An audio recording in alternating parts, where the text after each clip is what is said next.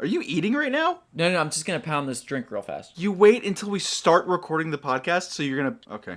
Oh, wow, you're really going for it. That was my that was my protein and caffeine for the day. We've seen things that no one has seen before. We've seen things out there. We've seen things that most people could never understand. And we've seen things too. You don't know, man. You weren't there. You'd be surprised the likes of which we have seen. Don't be so quick to say everything's the likes of which we haven't seen. We've seen things the likes of which you probably haven't seen yourself. Is that a challenge?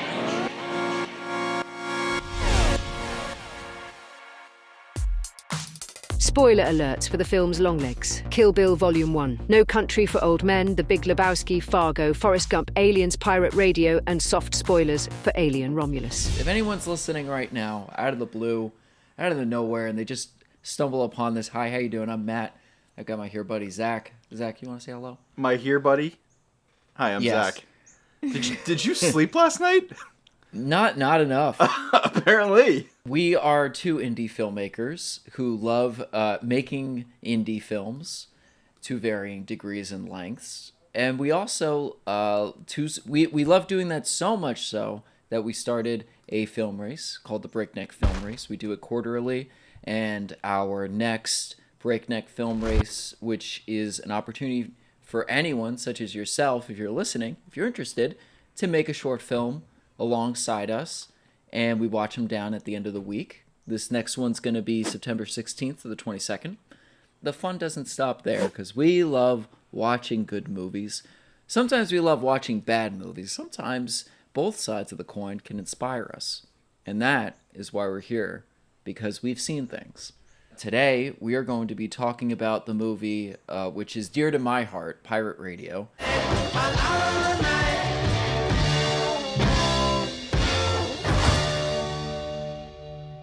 And is a movie that Zach has seen for the first time.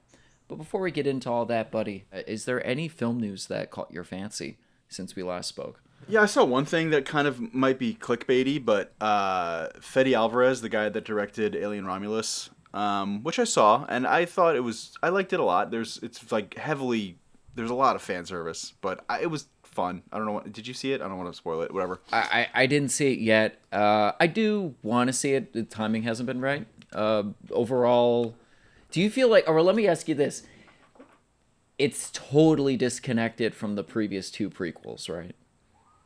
Well, so that's the kind of the news. So I don't want to give too much away, but it's like, it feels like an Alien film with just like a lot of like, instead of like, maybe they don't call it fan service, maybe they call it like lore, because I do believe it tries to be as canon. It is canon, I think. It's considered canon. It takes place between Alien and Aliens. Mm-hmm. And there's a lot of hints at every other movie in the franchise. And Fede Alvarez, so the news article that I read was that Fede Alvarez says that he would love to do another one, maybe more tied into the Prometheus Covenant world of Alien. Interesting. So I personally think that would kind of be awesome, because I don't know, man, I like Prometheus.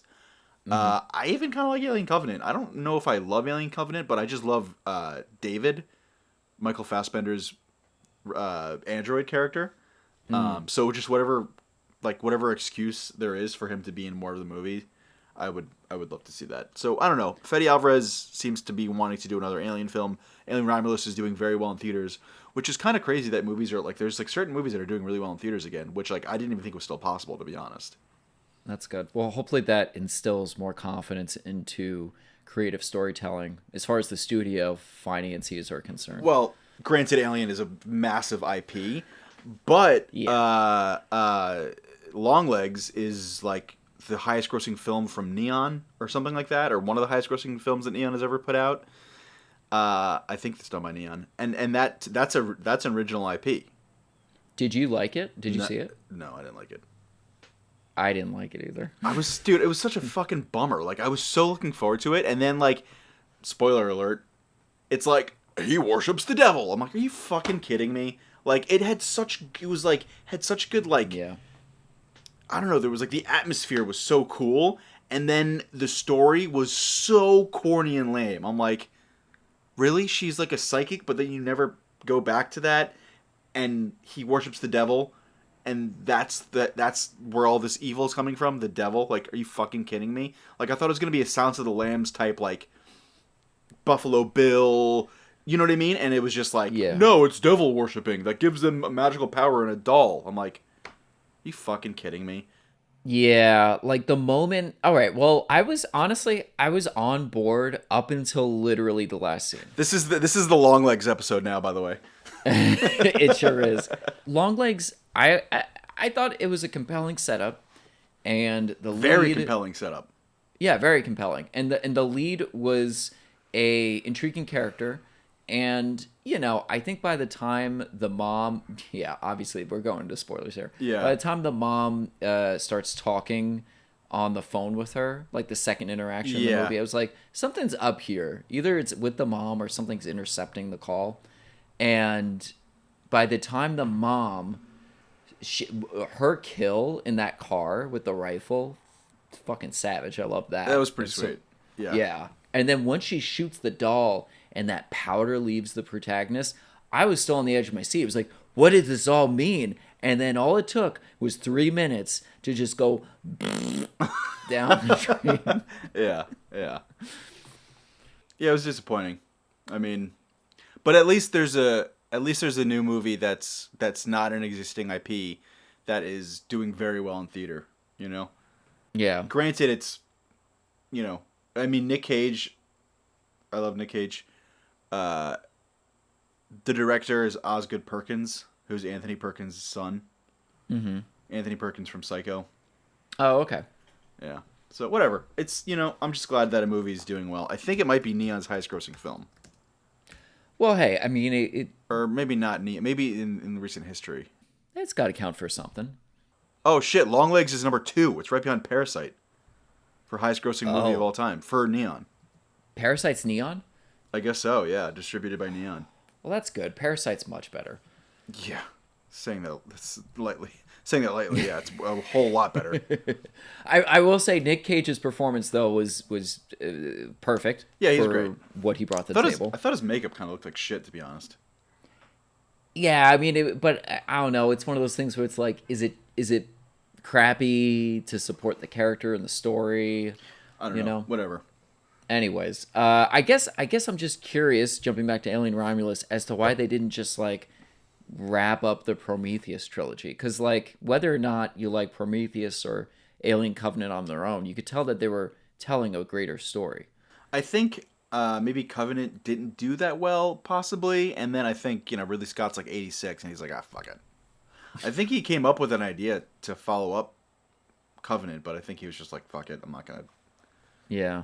Maybe. I don't know. That's unfortunate. Well, I'll check out Romulus. Ruben was calling me the other day asking if it was connected to Isolation, which, I mean, I doubt. Oh. Did you catch any Easter eggs related to that? Yes. Oh, sweet. Mm-hmm. Not that I've actually ever played Isolation, but I've watched people play it. Okay, cool. On Let's Plays, because I'm a fucking loser. Because I watch people play video games on, like, Jesus, what is my life? I think, all right. I hear you on that. Could you imagine like 3 generations ago of us, like our fucking ancestors, like building a lodge with their bare hands and hunting, and like thinking like, wait, what, in 200 years, what is my offspring gonna be? I'm gonna watch a video game on the internet and eat organic food. It's like, Jesus Christ, dude, how much have we fallen? Well, the organic food has come full circle because our ancestors probably ate the closest thing to organic food back then. That's true. Yeah. Anyways, was there any other news? That was all I saw. I mean, I don't know. There's a bunch of trailers that just dropped. Terrifier 3, which I don't care about. Well, I should probably watch them. I don't know. The new VHS trailer came out. There's a third? It's like they're on number like 5 or 6 now. That's a lot. That's a lot for a series I haven't seen. Yeah. The first one is really good. The second one too, I really liked. I don't think I've seen anything other than that. And I think the reception for Beetlejuice is coming out now too, which I didn't look up yet. But I can't imagine it being positive. Well, let me ask you this. Do you feel like, based on that title, Beetlejuice, are they intentionally trying to set themselves up for a third movie? Obviously. Right? Of course they are, but it depends on how well the movie does. But right now the market's pretty hot. I mean, it probably will do well. And Michael Keaton is amazing. In Beetlejuice, he's fucking amazing. Talk about a quotable movie. I mean, he's fucking incredible in Beetlejuice.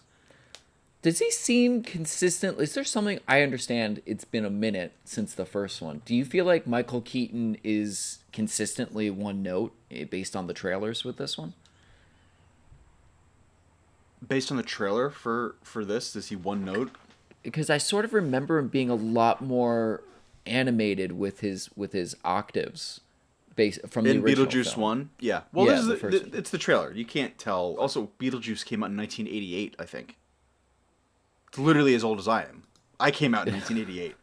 I think it, Well, I mean, look, I don't wish badly on it. I just feel like I see a title like that, and it reminds me of the super sequel tactic, which is don't make a second one unless you're planning to make a third one that piggybacks on it. As long as I'm not crazy. no, of course. I mean, it's like fucking obvious that they're gonna do that. It's like it sucks that it's not even about the art. It's about like the opportunity for profit. I mean, obviously.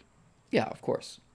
But I mean, these actors, they kind of, and Adam Sandler said this to the same degree when I heard him Zoom talking with some famous person online about Happy Gilmore 2 and how they talk about taking their time to make sure they're writing the right script. Now, that doesn't mean it's going to be the right script, but like at least some of these actors, don't want to waste their time making just schmuck,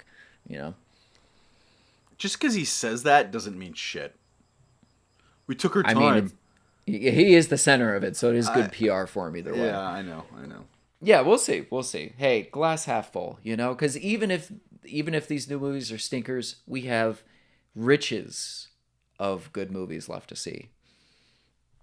Yeah, I'm looking forward to Nosferatu, Oh yeah, that actually does look decent. which is also a fucking remake, but whatever. It's a remake of the 20s movie, the 1922. Yeah, I mean it's 102 years old.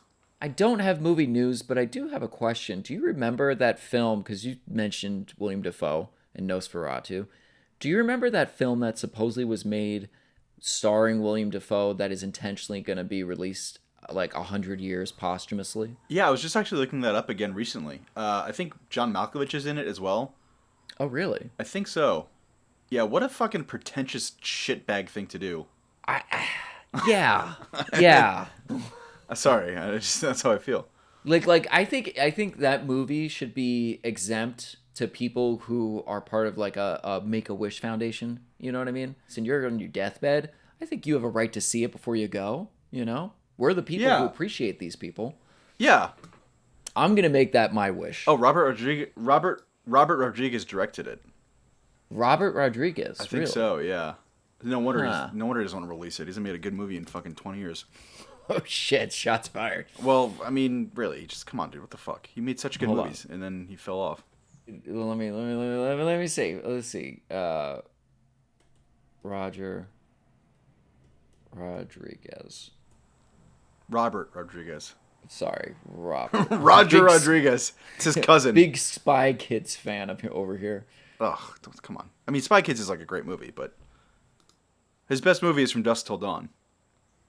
I probably agree with you on that. People really love Sin City, of course. People really love Machete, El Mariachi. Did he directed 3 episodes of the Book of Boba Fett? Desperado. Oh God, I watched like 5 minutes of the Book of Boba Fett. I'm like, this looks like the Power Rangers, and I like immediately turned it off. I really hope it's not the worst moments in the miniseries, because that would not do him any favors. See, this is why Quentin Tarantino is retiring. That's a good point. For real, because he's like, directors just like fucking lose their touch. I mean, dude. Gladiator 2. Like, are we kidding? Like with Ridley Scott, really? Like, are you fucking kidding me? Yeah, I know, but like when you're put yourself in their shoes, Zach. If they are these successful directors, they can't really go down, which means sometimes they gotta just take the work they got. You could be a world-class driver in NASCAR when you're 33. If you're driving a car at 92, you're gonna crash and kill yourself and someone else. You know what I mean? That's just what happens. But the only thing that him directing that is killing is our souls, And it kind of, I don't want to say besmirches his career, but like it leaves a bad taste in your mouth when you're watching it. I don't. Maybe it doesn't. I could be totally wrong. I don't know. I don't know. I guess I need to. I honestly I don't care enough. I just thought it was funny. Here's a question. Yeah. Do all of the horrible, awful, terrible M. Night Shyamalan films take away from how good like Unbreakable is? Well, let me ask you this: did you see Trap? No. Ah, I heard it wasn't that good. you're killing me. I want to talk about it. But I like that Josh Hartnett's making a comeback. I am glad he's actually coming back in the spotlight. Not that he's ever done anything for me. Like, why do I give a shit about Josh Hartnett making a comeback? But good for him, I guess. Yeah, good for him. He's trying. He's trying, and the film has a really cool setup and just a lack of substance, or at least a lack of substance I could care for. And that was a bummer because it's a really cool setup. Yeah, I heard some things. Yeah. Well, I won't go any further than that. But I don't know. Anyways, to answer your question though, I think everything up till the release of Glass was warranted because that trilogy, Unbreakable, Split, and Glass, is probably the most creative superhero cinematic universe, we'll call it, I'd give him that exists. I'd give him that for sure. Yeah. If it meant making After Earth or whatever the fuck it's called, then I'll give him a slide. Or The Happening. Or the Happening, The Last Airbender. Or I mean, he made a lot of really, really, really. I mean, dude, honestly, like Glass sucked. I will say, wait, you didn't like Glass? Oh, I love Not Glass. Compared to Split and Unbreakable, Glass was a fucking turd. Glass was not intended to be like it was misleading. It was subverting expectations in terms of what you're led to believe at the end of Split. I'm talking about his famously terrible dialogue, the character decisions, like comparing Unbreakable and Split different generations, different types of movies. Yeah. They can go neck and neck in my opinion. I think they're both really that. I think Unbreakable, of course, is the best, but they're both really that good, especially with the fucking ending of Split when you see the reveal. Yeah. Shook me. Like I haven't felt that from a movie in like a long time. Maybe not since, to be honest. That's fair. Yeah. And then Glass was just like, what the fuck are they doing? Like, of course, M. Night Shyamalan just drops the ball, but it's fine, whatever. Now his daughter is directing a movie too. She's directing a movie? I think he has 2 daughters directing movies now. She just came out with her first movie. Yeah. You gotta love nepotism. Damn it! Why isn't my dad a director? You should if you use your influence to get your dad to be a director before you can, so that he can get you to be a director. Oh, that's amazing. That's like retroactive nepotism. Or something. I don't know. How does that work? Just say nepotism backwards, and that's what it is. Yeah. No, she acts. She's like a lead supporting one of his daughters in Trap, which I didn't realize till the end. So he has a few. I think his other daughter is directing something for the first time. Yeah, I will say, going back to Unbreakable though, it didn't age as gracefully as I thought it did. It's still good, but like I think Split is his best film he's ever made. You think Split is his best movie? Well, now I gotta pull it up here. No, his best movie, in my opinion, is either Unbreakable or Signs, or probably The Sixth Sense. But I really love Signs, and I really love Unbreakable. Signs is good. I'm biased, not necessarily against Sixth Sense, but like my sister spoiled it for me right before we started, thinking I already saw it. Oh, that so sucks. I know. I was also such a little kid too, so I probably wouldn't have the patience for it. She's like, Bruce Willis is gonna get aphasia, and you're like, no! Oh Jesus, dude. We've lived many lives, you and I. We've seen things that most people could never understand. So this is a new game, new game segment time. What you gave to me without knowing what this game is a handful of movies, I believe 10, right? 10 movies that you know pretty well in terms of the quotes. You're pretty familiar with them. Well, I quote... You asked me about my 10 most quoted movies, and there's quotes from these movies that I quote often, but it's not like I know every quote from the movie. But we'll see. Let's see how I do. This game is called End Scene. I will give you a movie title based on the list you've given me, and you must tell me the last line of the movie. Oh, are you fucking kidding me? 1 point. You get 1 point if you can establish the context. You get 2 points if you can paraphrase the line, not necessarily say it verbatim. But you get 3 points if you could say it verbatim. Bro, the last line of the movie? Did you invent this? Yeah. This is an impossible task. It's not... Well, if you know a movie really well, it's not an impossible You should have task. asked me if a quotable movie versus a movie that I know very well. I thought a quotable movie was something you knew very well. No. Well, let me ask you this. Are there any movies you know the end of already? Maybe, if I think about it. We're going to start with Kill Bill Volume 1. I think this is the last line to help you out.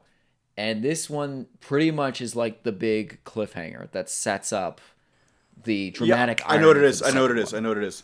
All right, what is it? I believe the last line of Kill Bill Volume 1 is, I think Bill's on the phone. You don't see him. And I think he says something around, like, it's about Sophie. Does she know that she's still alive? Or her daughter is still alive? That's your final answer? Is that if asking if her daughter is still alive? No. It's like Bill asking if the bride knows that her daughter is still alive. Do you want to take a stab at the exact wording? Does she know that her daughter is still alive? I'll give you 2 points. Okay. All right. See, this isn't impossible. Okay. This might have been the easiest one, though. The exact line is she aware her daughter is still alive? Okay. This game is nearly goddamn impossible. We're playing this next week, and I'm going to fucking destroy you, Matt. If you told me movies that I was more familiar with, I would have said, like, Terminator 2, like, No Country for Old Men, whatever, it doesn't matter. Okay, next one. Are you familiar with the exact last lines of those films, though? For No Country for Old Men, yes. It's Ed Tom Bell, the detective, recalling a dream, and then he's like, and then I woke up. And I think that's the end of the movie. Okay, well, at least you could have got 4 points then. 4 proverbial points for you. All right. But 2 for Kill Bill. And then I woke up is the last line of No Country for Old Men. Nice. Verbatim. Okay, yeah. So you would have gotten that one then. Yeah. Well, depending how poor you do, I'll throw you a bone. So, Okay. The Big Lebowski. Can you recall the last line said in The Big Lebowski? Okay, it's a voiceover by the stranger. And he's talking about how the movie went, and he's sad to see Donnie go. But is that the No, context for the I'm last working. line? It's Okay. And he says he's excited to see a little Lebowski on the way. Mm-hmm. And then something about how they do in the tournament. Or maybe the little Lebowski on the way is the last line. Or no. It's by the stranger. Final answer? Yeah, because I can't remember the exact quotes because I'm not a fucking freak of nature. Well, apparently you had No Country for Old Men. No Country figured out. is easy to remember. Yeah. All right. Here's the exact quote is, "Say, friend, you got any more of the good sarsaparilla?" That's just the last line? That's the last line. That's it. He doesn't say all the thing about how they do in the tournament? Or Oh, how he they... says all that, but that's And then not the last line last is- line. Okay, well, at least I got the character and the setting, right? But I'm talking about the context of the last line. I said the person who was saying it.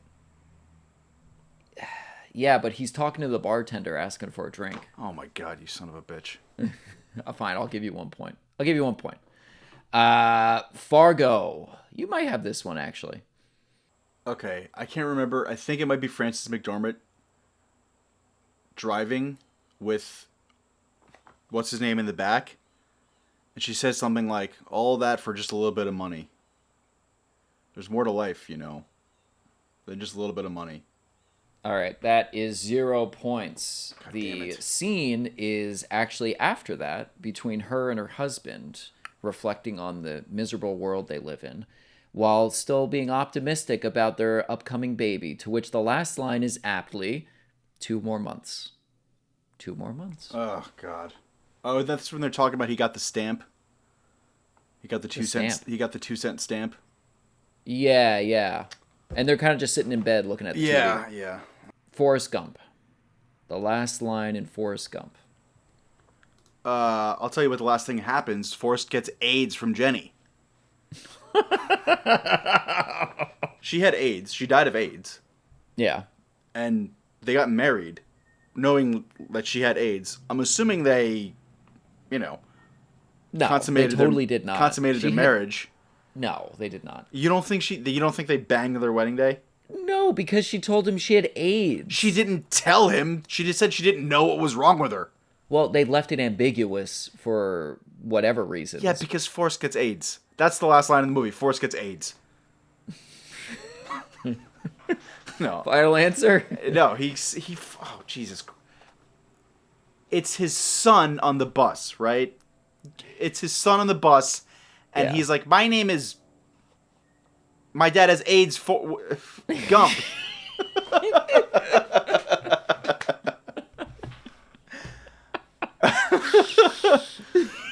It's Haley Joel Osment on the bus telling the little girl that his dad has AIDS. That's the last line of the movie. Fuck you, Matt. This game is stupid. Wait. Hey, what exactly does he say? Does he say, "Hi, my dad has AIDS"? Hi, my name is My Dad Has AIDS Gump. That's his name. My dad has AIDS Gump. Oh my god. Okay, well, the answer... I think he's called Forrest Jr., isn't he? So maybe he's like, hi, I'm Forrest Jr. I don't fucking know. What is it? All right, I'll give you 1 point for context. The line is, and he's talking to the bus driver. The last line is from Forrest Gump Jr. and responding to the bus driver lady who's like, you're getting on the bus to go to school? And he says, of course, and you're Dorothy Harris, and I'm Forrest Gump. Amazing. I like it better that my dad has AIDS. Yeah, I figured. Funny enough, you still get a point. Perfect. All right. So then here, I'm just gonna update my score sheet because you know what, you're bombing, so I'm gonna give you No Country for Old Men. Thanks, Matt. Last one then is Aliens, the movie. The last line. This is Ripley signing off. She's in the escape pod with fucking... God damn it. She's in the escape pod with Hicks, Bishop, and Newt, and she's leaving a note on this... Isn't she leaving like a voice recording? I mean, if I were to clarify, then you would have given me your final answer. Okay, well, the context is they're in the escape pod. Mm-hmm. Hicks is in cryosleep. Newt is in cryosleep, and Bishop is falling apart, but he's still alive. And I thought Ripley leaves like a message on like a recording, like whoever finds us, this is what happened, and this is who we are. And Ripley, Captain Ripley, where the fuck she was, from the Nostromo, or not the Nostromo, it was the first one, but whatever they were doing. So you have the context. I'll give you the context. You want to just take a stab? Well, you already took a stab at it. So, okay. The last line is said from the little girl who says, affirmative. The little girl, you mean Newt?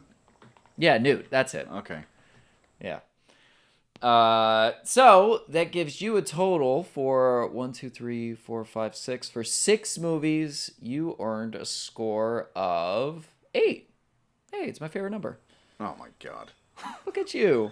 Matt, okay, for future reference, when you ask someone to quote a movie, that's different than asking them like if they know the movie by heart. Hey, I that's fair, but I did extend it out to movies you did quote. I did give you No Country for Old Men. Oh, then you have to say end scene. I'm not doing that. After each line, but you're not doing that. No. Okay, that's fine. But that was end scene. I can tell you liked movie golf maybe a little bit. I'm going to give you an end scene next week, so be fucking prepared. Well, with that, let's get on to the focus of this episode, Pirate Radio. That would be nice. It's also called The Boat That Rocked. It's one of those I movies was just that has... going to say, which Yeah. title do you like more? Pirate Radio is better. Me too. I wonder why they changed it.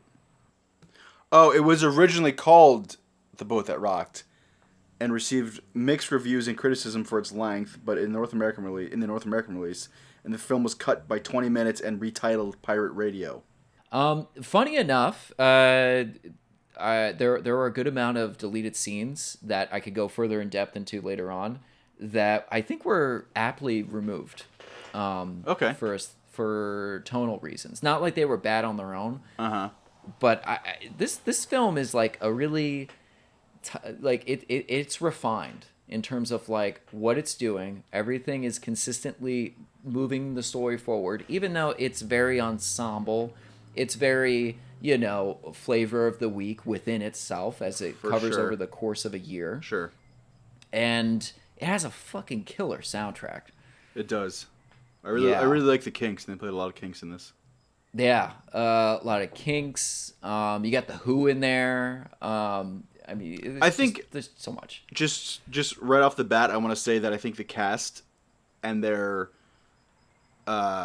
relationship with them, the chemistry between the cast, I think is the best part of this movie. Yeah.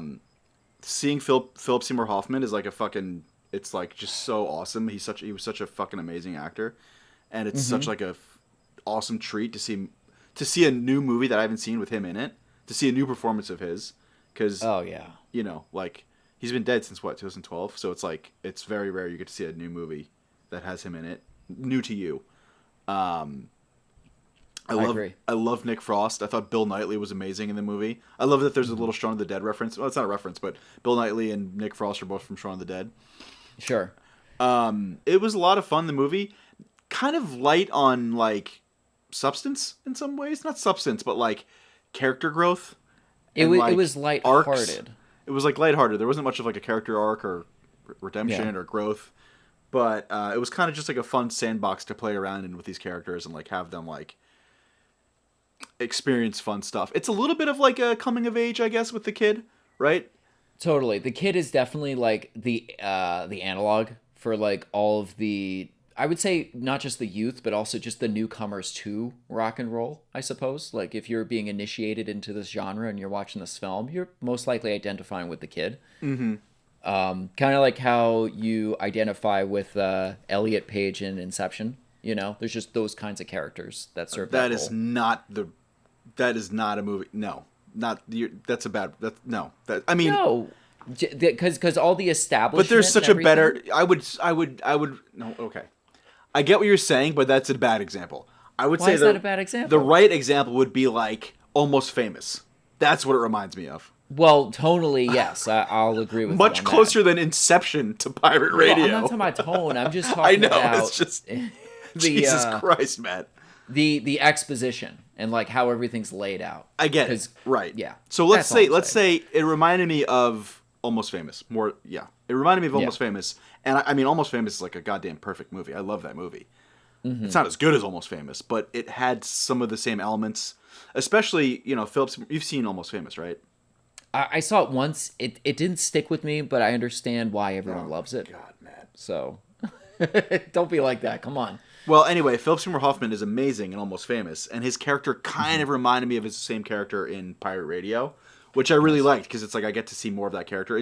He plays a real person in Almost Famous, and his character in this is kind of like a similar, maybe not totally similar, but close to it, and it's nice to kind of see that. Like, I don't know, I enjoyed that for like my own personal reasons.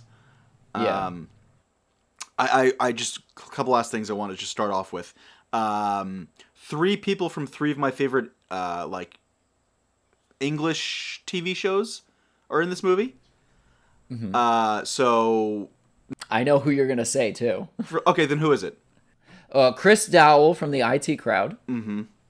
And fucking Murray. All right, Murray from Rhys Darby. Yes. Yeah. And who else? The third one is going to be. It's going to be the weather news guy. The weather news guy? Oh, is that guy from like Peep Show or something? Maybe. You missed him. No, you missed 2 of them.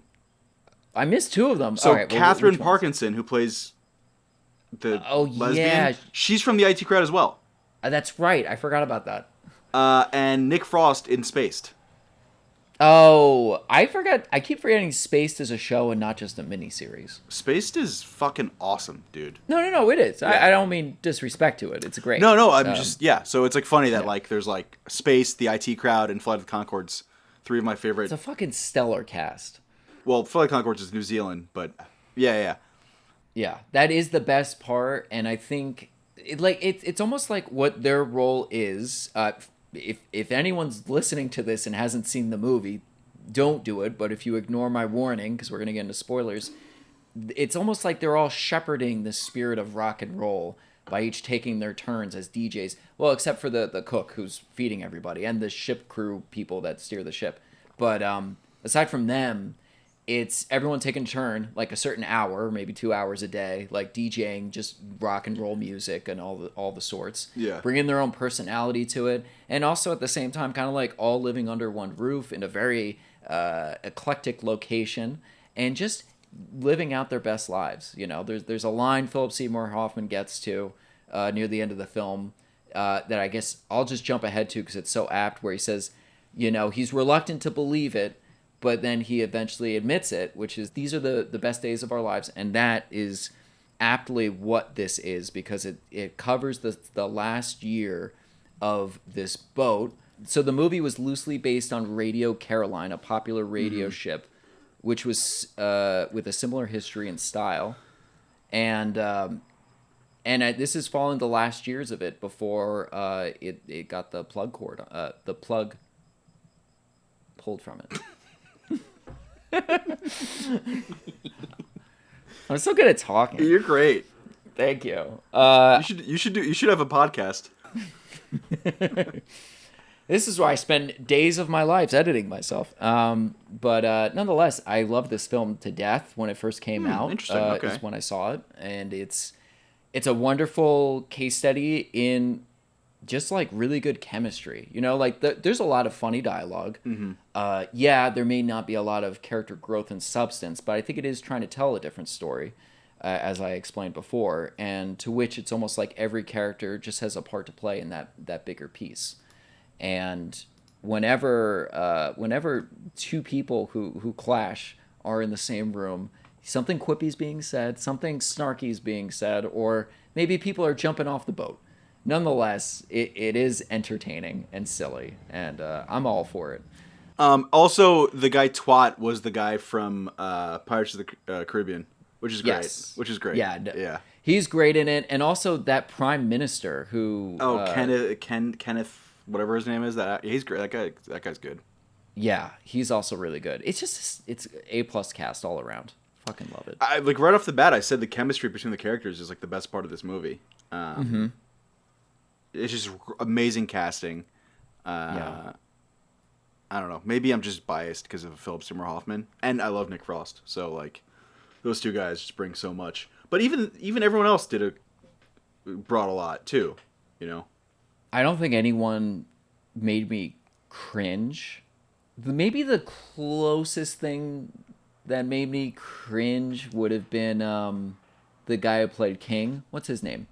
The guy from A Brilliant Mind. No, he's the guy from Little Nicky.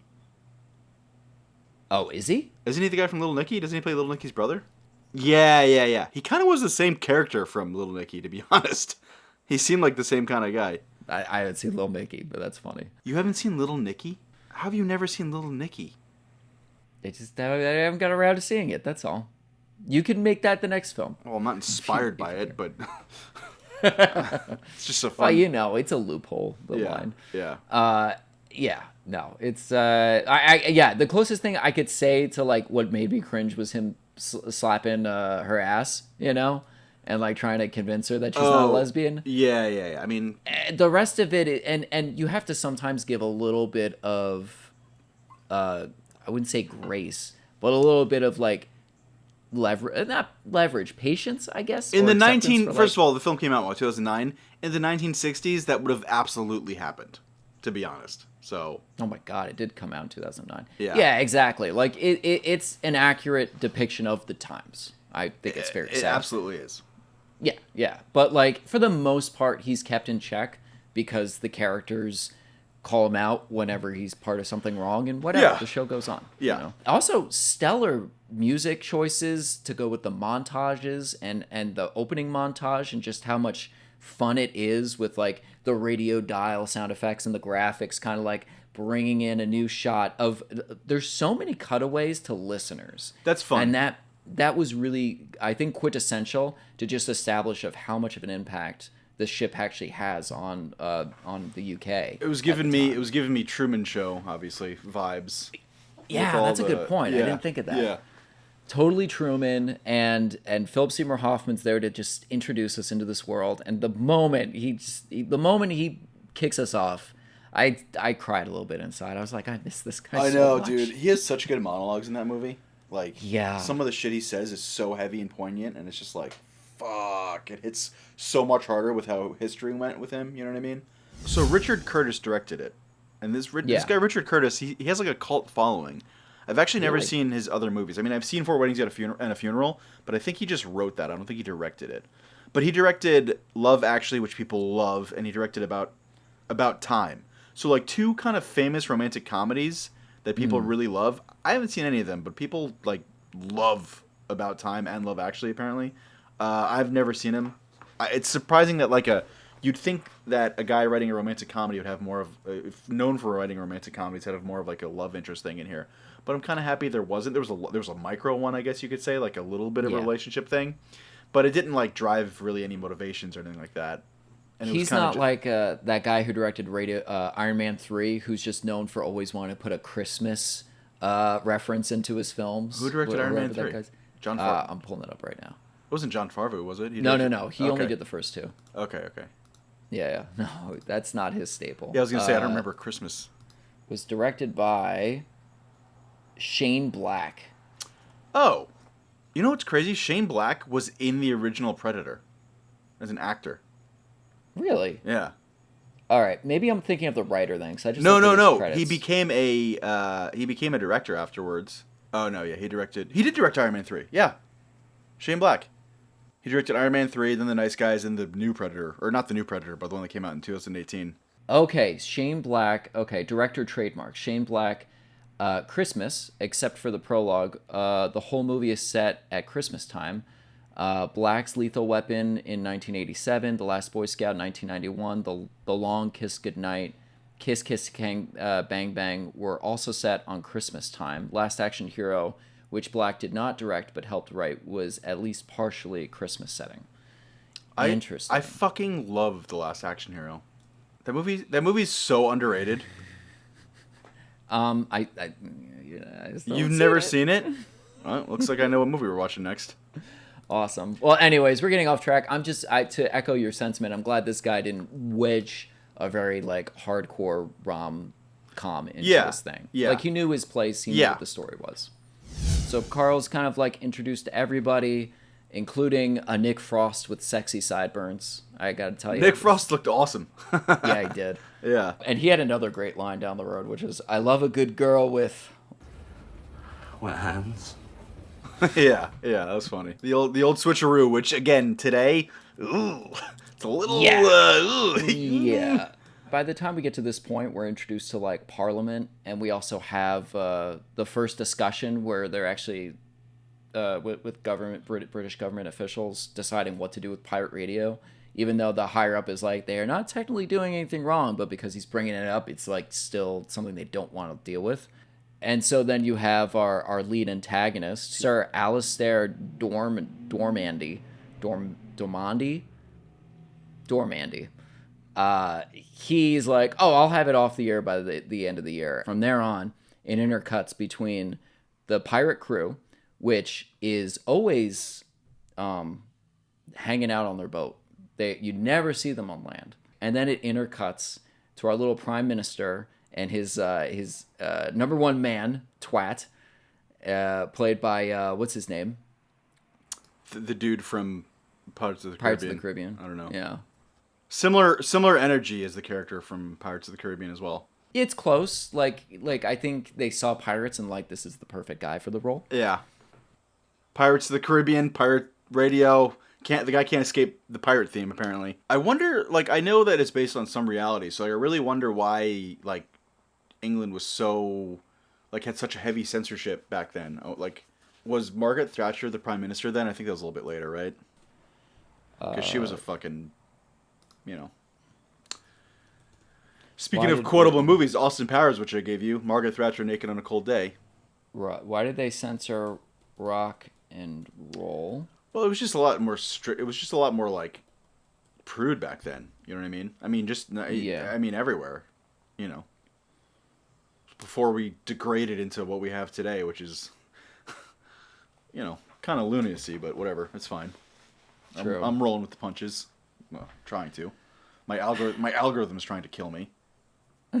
Dude, I don't Yeah, I'm even. getting that I vibe. like my Insta. Like, it doesn't matter. You get you just, the most craziest fucking ads of like pregnant animals that have a dick and boobs trying to. It's like, what the fuck are they trying What the fuck are you watching? I don't watch. I watch movies and play video games, dude. Like. Uh-huh. I'm honestly getting a little tired of YouTube right now too, and I'm addicted to YouTube. But like, YouTube, I'm not getting tired of. I fucking love YouTube. every time now something that comes up that I usually like, I live to have fill the voids in my soul. It's not doing it for me. Speaking of, talking about the internet and talking about how things are way different now, it's crazy that, like, this is based on kind of a true story. And, like, in the 1960s, like, it was really kind of, like, nice to, it's, like, fun to see, like, all these people hanging around a radio and, like, kind of not, almost, like, idolizing a DJ for the music that he plays. Because now that shit doesn't really exist. Yeah, there's still some people that, like, listen to Howard Stern, or, well, people listen to podcasts. I guess that's kind of a modern day version of that. But, like, what a DJ, like, the playlist they would come up with, and people would, like, be fans of that DJ, and, like, they would gather around the radio and all, like, listen to it together. Like, that shit doesn't exist anymore, and it's kind of, like, a nice little time capsule to see that still, like, I don't know. It's, like, fun to see people doing that, and because it's like, oh, I'm never going to experience that shit again. Yeah, that's true. That's true. I can't think of, I mean, also, I've always been out of touch with pop music and stuff, but, like, I feel like now more than ever, I'm very much out of touch with, like, anyone who is not necessarily, not the people who create the art, but the people who commentate about it. I guess my point being is I can't think of a single person outside of these niche cult YouTube followings of, like, YouTubers who, like, are dedicating theirs, like Chris Stuckerman, who's, like, all about talking about movies and things like that.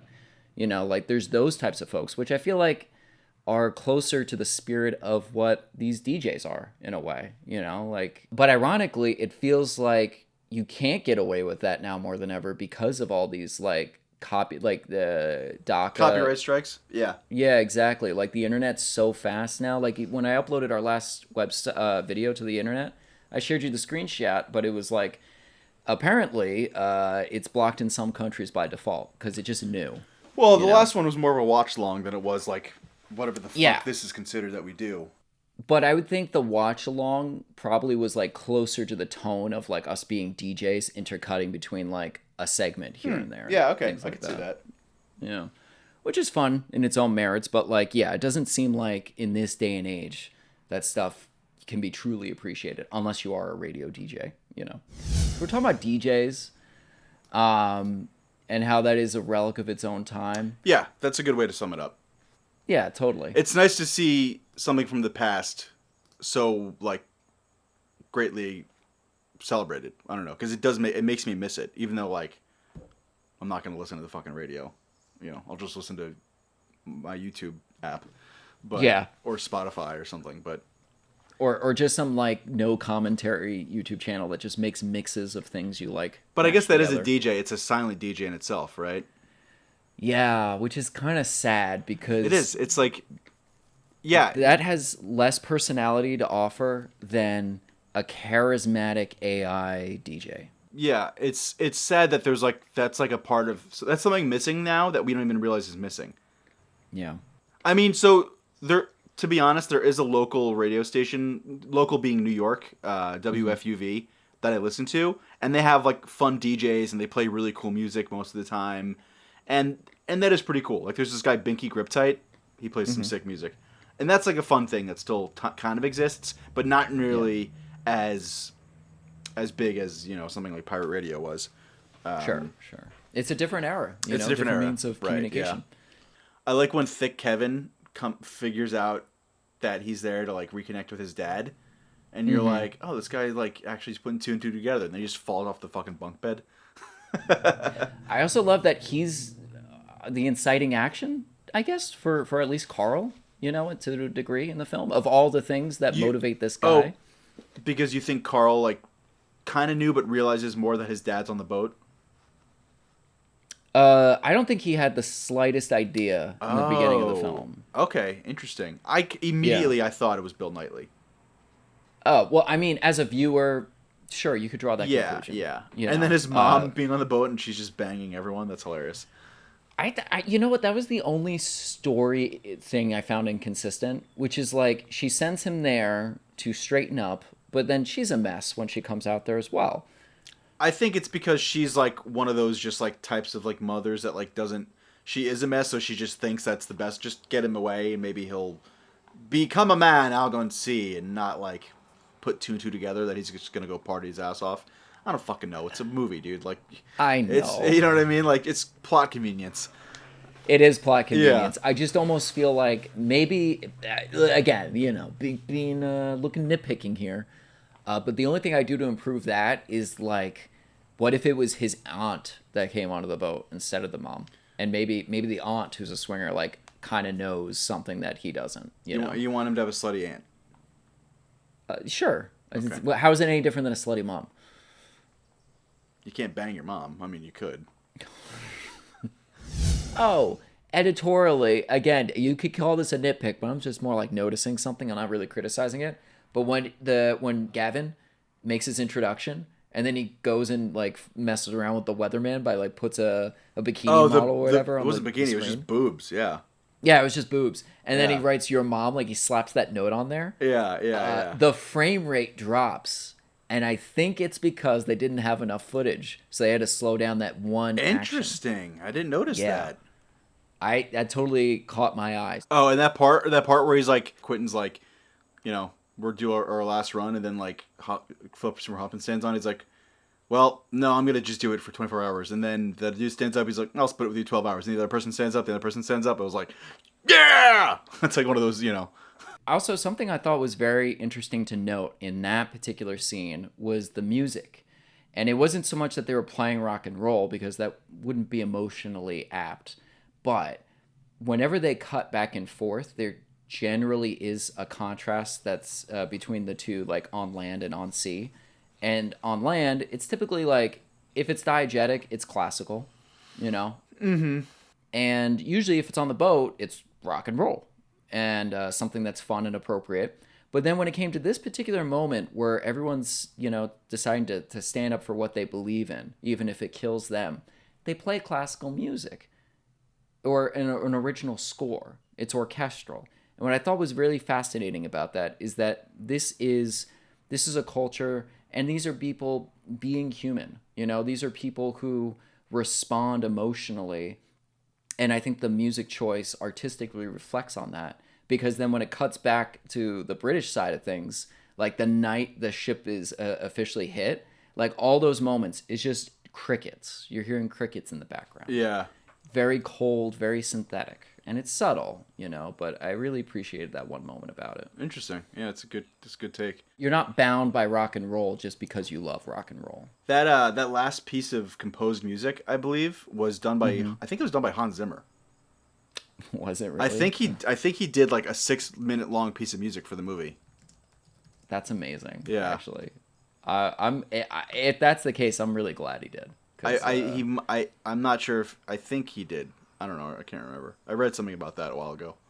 Yeah, that is really fun. Oh, and jumping back to the Count's that great quote he has, which is like, so he's saying this to Carl, and when I heard this made me feel like if you saw one of those in memoriam montages of actors and they intercut lines that were really good, This would be it. this would be the last line on that montage. Wow. Okay. You know, a few months ago, I made a terrible mistake. Really? Yeah. I realized something. And instead of crushing the thought the moment it came, I let it hang on, and now I know it to be true. And I'm afraid it's stuck in my head forever. What was the thought?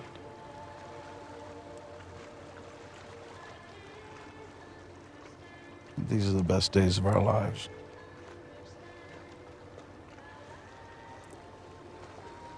It's a terrible thing to know, but I know it. When the minister finally approved and was able to go back to Parliament and be like, they're taken down, and then once his higher up was just like, good job, moving on. Yeah, all that work for All that work. Yeah. And he's just, you could see how sad he was inside. Yeah. Nobody acknowledged him. I thought there could have been I thought so the entire time I thought that guy's daughter was gonna be listening to the radio secretly and then get her boyfriend. I thought she was gonna start dating Twat and then get him into it. And then in the end when he's like, "Are you sure you don't want to send boats?" He's like, "No." And then I thought he was gonna be like, "Fuck you, I'm gonna go anyways." Thought that was a missed opportunity to do that. It could be, but I don't know. I feel like we'd be stretching for a redemption arc because he felt more like a tool. There wasn't a than redemption like arc a at all, so character. that could have been a good redemption. Oh, it doesn't matter. Yeah. Yeah. I don't know. I see your point though. Yeah. That could have been interesting. Yeah. It was, dude, seeing all that equipment and records get ruined by the water, that was like heartbreaking. I'm just like, oh no. So apparently the SS Carolina or whatever actually gave them a lot of their old equipment to use in the movie. Oh, really? So that's what I read on the trivia. That's wild. that's But kinda- they didn't shoot on the boat, No. obviously. I guess wonder if it's it was a underwater. sound. I wonder if it was a soundstage. It probably was a soundstage. Yeah. I think for as much coverage as they were able to pull off, I mean, the whole thing takes place in there. They must have done that. Almost a bottle production. Almost. But yeah, I think that's all I had to gush about it. I guess to answer the age old question, how does this inspire me? I think casting, great casting. Great casting. I could learn a lot from success stories like these. It also helps that I recognize a lot of these talent. But nonetheless, like you need the right amount of money to lure them all in. Mm-hmm. But Or a good enough script, to be honest. yeah. But like I think you need a little more clout, I think, to accompany that script if you don't have the money. Sure. But nonetheless, hopefully I find as good of a casting director as they had for this one day. Because it's great. The writing was good. Everything else was fine. But really, it's like if you didn't like these people as actors, if they weren't selling you on it, this movie would sink as fast as Pirate Radio. Oh, there's a cute little metaphor there. Nice. Yeah. Yeah, it was a fun movie. So it was Yeah. it was easy. It was very easily digestible. Yeah, totally. Dare I say a film? We got to swing hard in the other direction now. Oh, God. What are you going to give me? Fucking Shame? Is that the movie with Oh Fassbender? God, no, not that one. I can never watch that movie ever again. Have you seen The Nightingale? The Nightingale. No, I haven't. We're doing that next. Oh man, that's way different. It's nothing like Nightcrawler, I hope.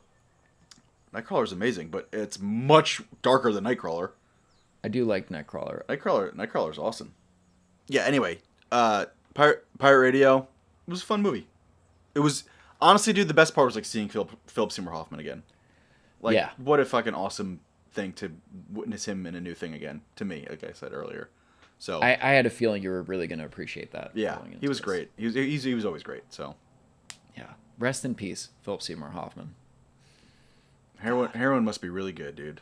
Oh, Jesus, man. I mean, people fucking love it, dude. People love it. It must be, you know.